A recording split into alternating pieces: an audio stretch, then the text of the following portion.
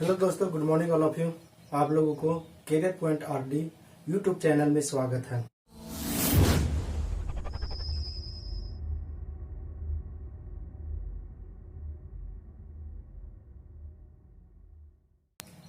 अभी हम लोग भारत के जलवायु के बारे में जानकारी प्राप्त कर रहे हैं, जिसमें हम लोग पिछले क्लास में भारत के उष्णकटिबंधीय जलवायु के बारे में जानकारी प्राप्त किए थे।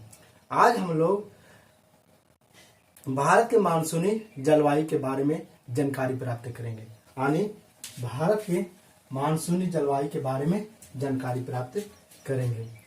तो चलिए शुरू करते हैं भारत की मानसूनी जलवायु से। भारत एक मानसूनी जलवायु वाला देश है, यानी भारत एक मानसूनी जलवायु वाला देश है। कौन? भारत। मानसून जो अरबी शब्द है, यानी मानसून है ना, सो अरबी शब्द है, यानी मानसून अरबी शब्द है जिसका अर्थ होता है मौसम। यानी मानसून अरबी शब्द है जिसका अर्थ होता है मौसम। देखिए दोस्तों, अगर मेंस, जेपीएससी मेंस या बीपीएससी मेंस ये सब में ये क्वेश्चन पूछे जाते हैं जलवायु से, तो आप लोगों को समझना पड़ेगा। ये नहीं कि रटना है, ये समझिए क्या बोला जा रहा है। मानसून है जो अरबी शब्द है, और मानसून का अर्थ होता है मौसम। मानसून का अर्थ ऋतु परिवर्तन के साथ साथ हवाओं की दिशा में विपरीत परिवर्तन। यानी ऋतु परिवर्तन कभी देखते हैं, ठंडा का मौसम आता है, गर्मी का मौसम आता है, बरसात का मौसम आता है, तो वही बोला जाता है कि ऋतु परिवर्तन के साथ साथ हवाओं के दिशा में विपरीत परिवर्तन। वस्तुतः अलग अलग ऋतुओं में अलग अलग हवाओं द्वारा भारत की जलवायु प्रभावित होती है। यानी अलग अलग ऋतुओं में अलग अलग हवाओं द्वारा या पवनों द्वारा भारत की जलवायु प्रभावित होती है। सामान्यतः 6 माह तक समुद्री हवाएं और 6 माह तक स्थलीय हवाएं भारत में प्रभावित होती है। सामान्यतः 6 माह तक समुद्री हवाएं और 6 माह तक स्थलीय हवाएं भारत में प्रभावित होती है। अर्थात समुद्र से 6 माह तक प्रभावित होती है हवाएं भारत में, और स्थल क्षेत्र से 6 माह तक प्रभावित होती है। भारतीय मौसम या भारत के मानसून की हवाओं को 2 भागों में बांटा गया, यानी मानसूनी जलवायु को 2 भागों में बांटा गया। पहला देखिए, उत्तर पूर्वी मानसून, यानी पहला है उत्तर पूर्वी मानसून, दूसरा में दक्षिण पश्चिम मानसून। मानसूनी हवाएं,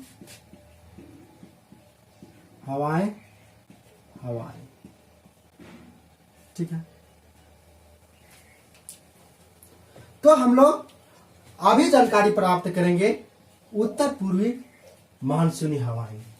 तो भारत में उत्तर पूर्वी मानसूनी हवाएं, भारत में देखिए उत्तर पूर्वी मानसूनी, यानी ये उत्तर हो गया, ये पूरब हो गया, ये पश्चिम हो गया, ये दक्षिण हो गया। तब भारत में उत्तर पूर्वी मानसूनी हवाएं उत्तर भारत में प्रभावित होती है, और ये दक्षिण पश्चिम की ओर प्रभावित होती है। यानी उत्तर पूर्वी मानसूनी हवाएं जो भारत में प्रवेश कर उत्तर भारत में प्रवेश कर रही है उत्तर पूर्वी मानसूनी हवाएं, और ये हवाएं पश्चिम दक्षिण की ओर प्रभावित होती है, या दक्षिण पश्चिम। देखिए इसका एरो कैसे है, तो दक्षिण पश्चिम की ओर प्रभावित होती है। अर्थात ये हवाएं जो भारत में उत्तर पूर्व दिशा से प्रवेश करती है, जिसे उत्तर पूर्वी मानसूनी हवाएं कहते हैं। यानी ये हवाएं, कौन हवाएं? उत्तर पूर्वी मानसूनी हवाएं जो भारत में उत्तर पूर्व से प्रवेश करती है, उससे क्या कहते हैं? उत्तर पूर्वी मानसूनी हवाएं। और ये हवाएं यानी उत्तर पूर्वी मानसूनी हवाएं जो भारत में शीत ऋतु में प्रभावित होती है, यानी कब प्रवेश करती है? शीत ऋतु में, यानी ठंडे के मौसम में ही उत्तर पूर्वी मानसूनी हवाएं भारत में प्रवेश करती हैं। ये हवाएं यानी उत्तर पूर्वी मानसूनी हवाएं जो भारत में प्रवेश करती है, यानी ये हवाएं जो उत्तर पूर्वी मानसूनी हवाएं स्थल खंड से प्रभावित होते हुए, देखिए स्थल खंड इधर तो समुद्र नहीं है, तो स्थल खंड से प्रभावित होते हुए यानी उत्तर पूर्वी मानसून हवा के जो भाग स्थल खंड से प्रभावित होते हुए भारत में प्रवेश करती है, उन हवाओं में यानी उन उत्तर पूर्वी मानसूनी हवाओं में नमी नहीं पाई जाती है। क्या होता है कि नमी नहीं पाई जाती, जिसके कारण उत्तर भारत में वर्षा नहीं होती है, यानी जिसके कारण उत्तर पूर्वी मानसूनी हवाओं से भारत में वर्षा नहीं होती है। क्यों? क्योंकि ये स्थल खंड से प्रभावित हो रही, ये मानसूनी हवाएं हैं। हम बताएंगे आगे कि कर्क रेखा और मकर रेखा के बीच से जो प्रभावित होती है हवाएं, वही हवा यहाँ आती है उत्तर पूर्वी मानसून।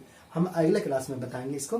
तो ये तो प्रभावित हो रही है उत्तर पूर्वी मानसूनी मतलब मानसून लेकर आ रही है, यानी वर्षा कराने वाली हवाएं। लेकिन इसमें क्या होता है कि बीच में कहीं देखिए इधर समुद्र है, कहीं नहीं है नदी, इसके वजह से ये हवाएं हैं स्थल खंड से ही प्रभावित होती है और उत्तर भारत में प्रवेश कर जाती है। लेकिन ये हवाएं जो उत्तर पूर्वी मानसूनी हवाएं हैं सो नमी नहीं रहने के कारण उत्तर भारत में वर्षा नहीं होती है। तो देखिए, और इसे उत्तर पूर्वी मानसूनी हवाएं का जो भाग, उत्तर पूर्वी मानसूनी हवाओं का जो भाग पूर्वोत्तर भारत, देखिए ये पूर्वोत्तर भारत हो गया, पूर्वोत्तर भारत के ऊपर से प्रभावित होती है, पूर्वोत्तर भारत के उत्तर से प्रभावित होती है और बंगाल की खाड़ी में प्रवेश कर जाती है। यानी यहां से बंगाल की खाड़ी में प्रवेश करेगी तो यहां समुद्र से ले लेगी, आ जाता है। और ये आर्द्रता भरी, यहां से आर्द्रता ग्रहण करती है कौन? मानसूनी हवा है। अगर आपको पानी प्यास लग गया है तो आप कुआं पास नहीं जाइएगा कि कुआं उठ के आपके पास आएगा, नहीं, तो आप कुआं पास जाइएगा या तो गिलास में रखा हुआ गिलास लीजिएगा, बर्तन में रखा हुआ उससे पीजिएगा। तो उसी तरह से ये मानसूनी हवा तो है। देखिए यहां पर ये मानसूनी हवा आ रहा है। देखिए उत्तर पूर्वी मानसूनी हवाएं का जो भाग, कुछ भाग ये प्रभावित पूरा हो रहा है, तो कुछ भाग जो पूर्वोत्तर भारत के ऊपर से, यानी पूर्वोत्तर भारत के ऊपर से प्रभावित होकर बंगाल की खाड़ी में पहुंचती है। तो ये मानसूनी हवाएं बंगाल की खाड़ी से आर्द्रता ग्रहण करती है और ये आर्द्र भरी हवाएं क्या होता है? पश्चिमी घाट, ये है पश्चिमी घाट, इसको अवरोध चाहिए, पर्वत चाहिए ना। हम आगे बता रहे थे आप लोग को कि अगर भाप निकल रहा है पानी से तो इस तरह कीजिए तो यहाँ टप टप पानी गिरेगा। तो इसी तरह से ये मानसूनी हवाएं हैं से यहाँ से आर्द्रता ग्रहण करके पूर्वी घाट, ये पूर्वी घाट है, पूर्वी घाट से टकराकर तमिलनाडु के कोरोमंडल तट यहाँ पर है, तो तमिलनाडु के कोरोमंडल तट में खूब वर्षा कराती है, यानी पूर्वी घाट के आसपास तथा कोरोमंडल तट में खूब वर्षा कराती है। तो पूछा गया है कि उत्तर भारत में ठंडे के दिनों में किन मानसून से वर्षा होती है? तो उत्तर पूर्वी मानसून से वर्षा ठंडे के दिनों में उत्तर भारत में नहीं होती है, ये ध्यान रखिएगा। ये पश्चिमी विक्षोभ से होती है, इसकी चर्चा हम आगे करेंगे। लेकिन उत्तर भारत में ठंडे के दिनों में वर्षा उत्तर पूर्वी मानसून से नहीं होती है। ये पूछा गया है कि उत्तर पूर्वी मानसून से या ठंडी हवाओं से जो आर्द्रता यहाँ ग्रहण कर लेती है और यह कोरोमंडल पर तट पर खूब वर्षा कराती है, अर्थात ये उत्तर पूर्वी मानसूनी हवाएं कोरोमंडल तट पर ठंडे के दिनों में खूब वर्षा कराती है। कब? ठंडे के दिनों में। देखिए ये उत्तर पूर्वी मानसूनी हवाएं हैं सो बंगाल की खाड़ी में आर्द्रता का ग्रहण करती है, यानी कभी भी उत्तर पूर्वी मानसूनी हवाएं चलेगी तो ठंडे के मौसम में भारत में प्रभावित हो। तो ठंडे के दिनों में कोरोमंडल तट पर खूब वर्षा कराती। तो क्वेश्चन में इस टाइप से पूछा गया है कि कौन सी हवाओं से ठंडे के दिनों में कोरोमंडल तट पर वर्षा होती है? तो उत्तर पूर्वी मानसून से, न कि लौटते हुए मानसून से, यानी दक्षिण पश्चिम मानसून से जो लौटते हुए मानसून से है वो ठंडे के दिनों में वर्षा नहीं होती है। ध्यान रखिएगा कि ठंडे के दिनों में अगर लगा दे कि भारत में ठंडे के दिनों में उत्तर पूर्वी मानसूनी हवा से कहाँ वर्षा होती है, कहाँ वर्षा होती है, तो यहाँ पर कोरोमंडल तट पर या पूर्वी घाट पर तमिलनाडु में ठंडे के मौसम में खूब वर्षा होती है। कब? तब ये ठंडे के दिनों में। अब देखिए अगला दक्षिण पश्चिम मानसून। दक्षिण पश्चिम मानसून, अब ये देख रहे हैं, ये ध्यान जरूर रखिएगा आप लोग कि उत्तर पूर्वी मानसूनी हवा से भारत में ठंडे के मौसम में सिर्फ कोरोमंडल तट पर वर्षा होती है, यानी तमिलनाडु में और पूर्वी घाट में वर्षा होती है। न कि कभी ये ध्यान में न रखिएगा कि उत्तर पूर्वी मानसूनी हवा तो प्रभावित उत्तर भारत में भी हो रही है, लेकिन वो स्थल खंड से प्रभावित हो रही है। देखिए स्थल खंड से प्रभावित हो रही है, इसलिए ये मानसूनी हवा तो है लेकिन इसमें आर्द्रता नहीं है। इसके वजह से ये हवा है सो उत्तर भारत में वर्षा नहीं करा पाती है, यानी उत्तर भारत में वर्षा पश्चिमी विक्षोभ से होती है। इसकी चर्चा हम आगे क्लास में करेंगे, आप लोग ध्यान रखिए। लेकिन अगर पूछ दे कि सिर्फ है जो उत्तर पूर्वी मानसूनी हवा है सो कोरोमंडल तट में ठंडे के दिनों में यानी तमिलनाडु में या पूर्वी घाट के आसपास ही वर्षा कराती है। तो पूछा गया कि उत्तर पूर्वी मानसूनी हवाएं कहां से आर्द्रता ग्रहण करती है, तो देखिए बंगाल की खाड़ी से आर्द्रता ग्रहण करती है और कोरोमंडल तट पर वर्षा कराती है। अब अगला देखिए दक्षिण पश्चिम मानसूनी हवाएं। दक्षिण पश्चिम मानसूनी हवाएं, अब देखिए दक्षिण पश्चिम मानसूनी हवाएं, दक्षिण पश्चिम मानसूनी हवाएं, ये हो गया दक्षिण, ये हो गया पश्चिम। तो दक्षिण पश्चिम मानसूनी हवाएं ग्रीष्म ऋतु में चला करती है। देखिए उत्तर पूर्वी मानसूनी हवाएं शीत ऋतु में चला करती है भारत में, और दक्षिण पश्चिम मानसूनी हवाएं कभी भी चलेगी तो ग्रीष्म ऋतु में, यानी ग्रीष्म काल में चला करती है। तो दक्षिण पश्चिम मानसूनी हवाएं जो ग्रीष्म ऋतु में प्रभावित होती है और यह दक्षिण पश्चिम से ही भारत में प्रवेश कर जाती है। पूछा गया है कि दक्षिण पश्चिम मानसून हवाएं भारत में किधर से, कहां से प्रवेश करती है या किस दिशा से प्रवेश करती है, तो दक्षिण पश्चिम दिशा से ही प्रवेश करती है भारत में। तो दक्षिण पश्चिम मानसूनी हवाएं जो दक्षिण पश्चिम दिशा से भारत में प्रवेश कर जाती है, प्रवेश कर रही है, प्रवेश कर गई। अब ये हवाएं दक्षिण पश्चिम मानसूनी हवाएं से ही पूरे भारत में वर्षा होती है। यहाँ आरावली पर्वत यहाँ छोड़कर हम आगे चर्चा करेंगे कि कैसे ये वर्षा नहीं कराती है आरावली क्षेत्र में, यानी राजस्थान में कैसे नहीं दक्षिण पश्चिम मानसून से वर्षा होती है। तो ये दक्षिण पश्चिम मानसून है सो पूरे भारत में वर्षा कराती है, और यह 90% भाग, यानी भारत के 90% भाग पर इसी से वर्षा होती है। किसे? दक्षिण पश्चिम मानसून से ही वर्षा 90% भाग में होती है, क्योंकि ये ग्रीष्म काल में चला करती है और ये हिंद महासागर से आर्द्रता ग्रहण करती है। यानी दक्षिण पश्चिम मानसून है जो पूरे भारत में 90% भाग पर वर्षा कराती है और ये ग्रीष्म काल में चला करती है। इसलिए भारत को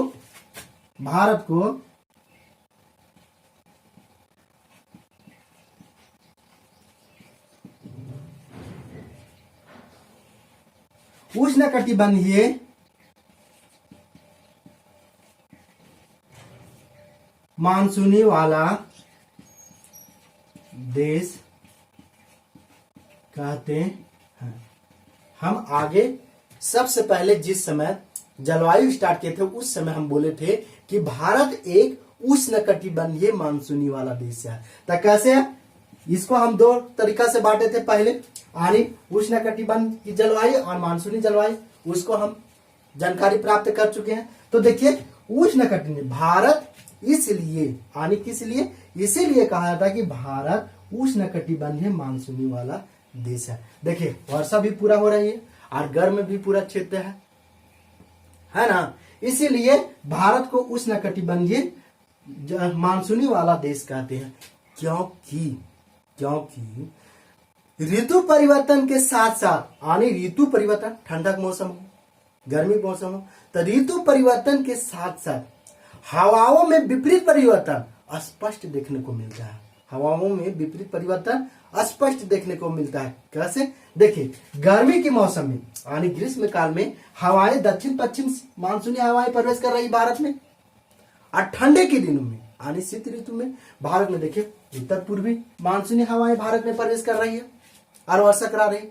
इसलिए ये ग्रीष्म काल में दक्षिण पश्चिम मानसून से भारत में वर्षा होती है, और ठंडे के दिनों में यानी शीत ऋतु में या सर्दियों के दिनों में भारत में उत्तर पूर्वी मानसून से वर्षा होती है। इसलिए भारत एक उष्णकटिबंधीय मानसूनी वाला देश है।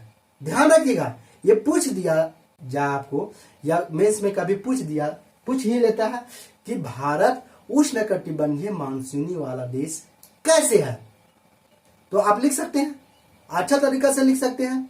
तो कोशिश कीजिए, ये वीडियो देखिए, उसके बाद आप किताब भी पढ़िए, लेकिन देखिए समझिए ज्यादा और रटने की कोशिश नहीं कीजिएगा, नहीं तो कभी नहीं लिख पाइएगा मेंस में। इसलिए आप लोग इसको कीजिएगा अपने घर में। हम आपसे क्वेश्चन पूछ रहे हैं कि भारत उष्णकटिबंधीय मानसूनी वाला देश कैसे है, इसको लिखिएगा आप लोग। Thank you. हम अगले क्लास में आप लोग को भारत की वर्षा के बारे में जानकारी देंगे। ठीक है।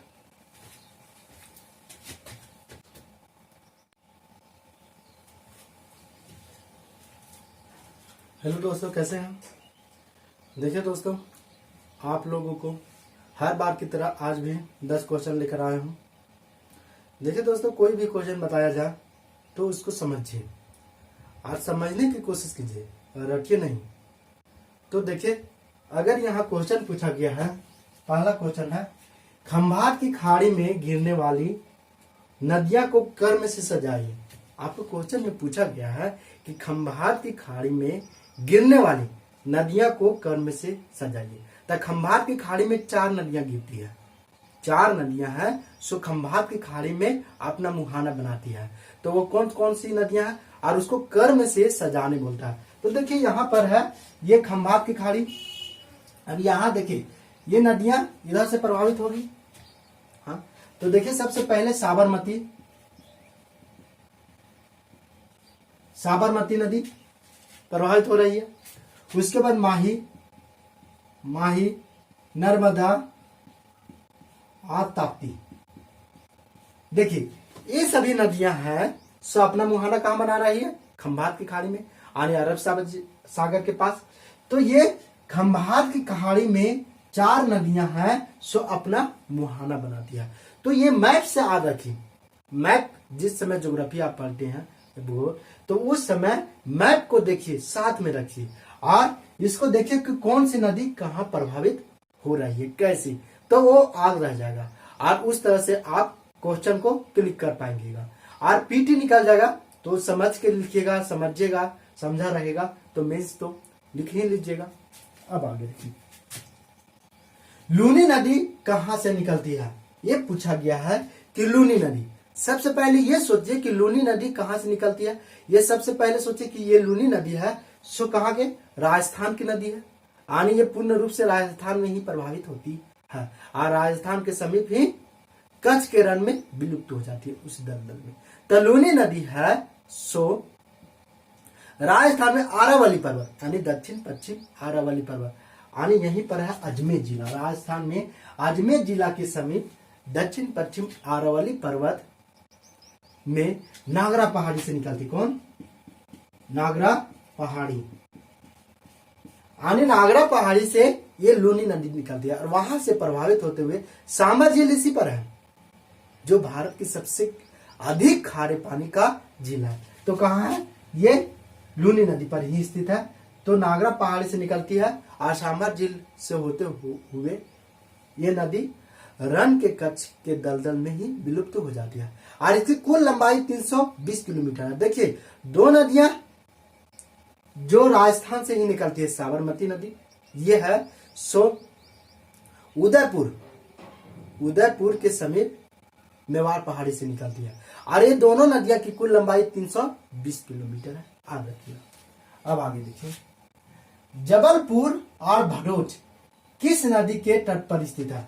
यानी जबलपुर है आपका, सबसे पहले सोचिए जबलपुर कहाँ है, तब कहाँ है, मध्य प्रदेश में जबलपुर। और भरूच कहाँ है, तो गुजरात में है। तो ये दो जगह है, यह स्थान है से किस नदी के तट पर स्थित है? तो किस नदी के तट पर स्थित है? ये नर्मदा नदी। नर्मदा नदी के तट पर जबलपुर और भरूच स्थित है। नर्मदा नदी कहाँ निकलती है? अमरकंटक पहाड़ी से। और ये अरब सागर में गिरने वाली सबसे लंबी नदी है। इसकी लंबाई कितनी है? 1312 किलोमीटर। ये याद रखिए, आप समझिए, तब ही आगे कुछ काम बन सकता है। अब अगला क्वेश्चन देखिए, ताप्ती नदी की कुल लंबाई कितनी है? ये पूछा गया कि ताप्ती नदी की कुल लंबाई कितनी है। तो ताप्ती नदी कहाँ निकलती है? तो मध्य प्रदेश के मुल्ताई नामक स्थान के सतपुरा श्रेणी से निकलती है ताप्ती नदी। और इसकी कुल लंबाई कितनी है? 324 किलोमीटर। कितनी भाई? 324 किलोमीटर है ये ताप्ती नदी की कुल लंबाई। और ये ताप्ती नदी सूरत जो है शहर गुजरात में, वो ताप्ती नदी के तट पर ही स्थित है। वहीं पर यह अपना मुहाना खंभात की खाड़ी में बनाती है। अब आगे देखिए, काकरापारा तथा उकाई परियोजना किस नदी पर स्थित है? यानी काकरापारा और उकाई परियोजना किस नदी पर स्थित है? किस नदी पर? ताप्ती नदी पर। काकरापारा और उकाई परियोजना दोनों है गुजरात में और ताप्ती नदी पर स्थित है। अब अगला क्वेश्चन देखिए, गोवा की राजधानी पणजी किस नदी के तट पर स्थित है? तो गोवा यहां पर है, तो गोवा की राजधानी पणजी है से किस नदी के तट पर स्थित है? तो देखिए, गोवा से दो नदी ही प्रभावित होती है। कौन कौन सी? मांडवी और जुआरी। देखिए, मांडवी और जुआरी नदी है जो गोवा से प्रभावित होती है। तो गोवा की राजधानी कहाँ? पणजी है। तो ये पणजी है सो किस नदी के तट पर स्थित है? तो मांडवी नदी पर। किस नदी के तट पर? मांडवी नदी के तट पर पणजी स्थित है। अब अगला क्वेश्चन देखिए, सतरंजी और मादर नदी कहाँ की नदी है? अगर क्वेश्चन में ये है कि सतरंजी और मादर नदी कहाँ की नदी है, और क्वेश्चन जो ऑप्शन है वो लिखा रहेगा भारत, चीन, नेपाल, भूटान, इनमें से कोई, तो वो तो मारिएगा कि भारत में सतरंजी और मादर नदी कहाँ की? भारत में। तो भारत में कहाँ से निकलती है? गुजरात की नदी है। कहाँ की? गुजरात की नदी है सतरंजी और मादर। कहाँ की? गुजरात की। अब आगे देखिए,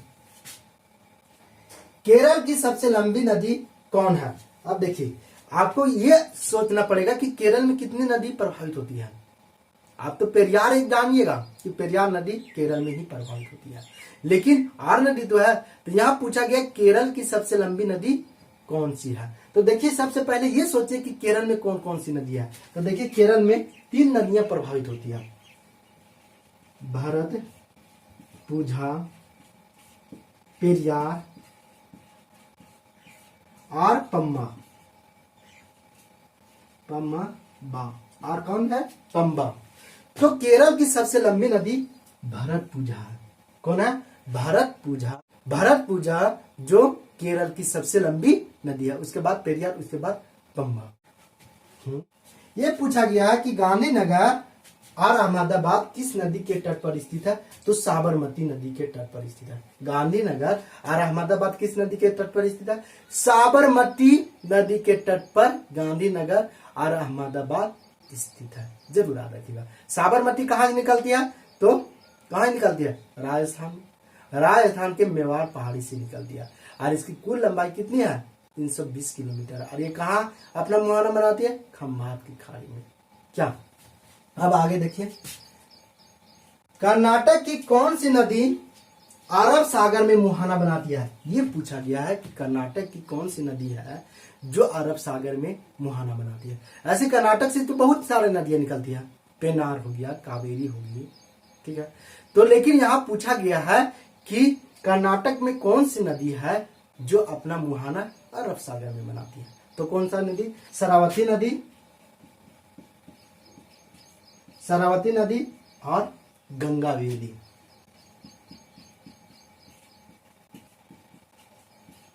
शरावती नदी और गंगा वेली नदी है जो कर्नाटक में, ये कर्नाटक से प्रभावित होती है और अरब सागर में अपना मुहाना बनाती है।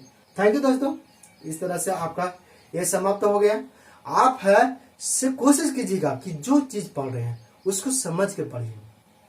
यानी अगर कुछ पढ़ रहे हैं 10 मिनट में रीडिंग नहीं डालिएगा। ये नहीं कि अभी घर में है तो माता पिता को जोर जोर से पढ़ के रीडिंग दे दिए, लेकिन ऐसा काम नहीं कीजिएगा। ये आप लोग कम से कम ध्यान से पढ़िएगा। जो 10 मिनट पे खत्म कर रहे हैं उसको 20 मिनट लीजिए और समझिए। समझ लीजिएगा तो अधिक समय तक रहेगा, और रट लीजिएगा तो 1 से 2 दिन ही रह पाएगा। और अगर आप सोच रहे हैं कि भविष्य में हम जेपीएससी या बीपीएससी का एग्जाम निकालेंगे, तो आपको समझकर ही पढ़ना पड़ेगा और ध्यान से पढ़ना पड़ेगा। दूसरा लोग क्या करते हैं वो परवाह न कीजिए। ये नहीं कीजिए कि वो लड़का नहीं पढ़ता, वो सब छोड़ दीजिए, आप सिर्फ पढ़िए। Thank you.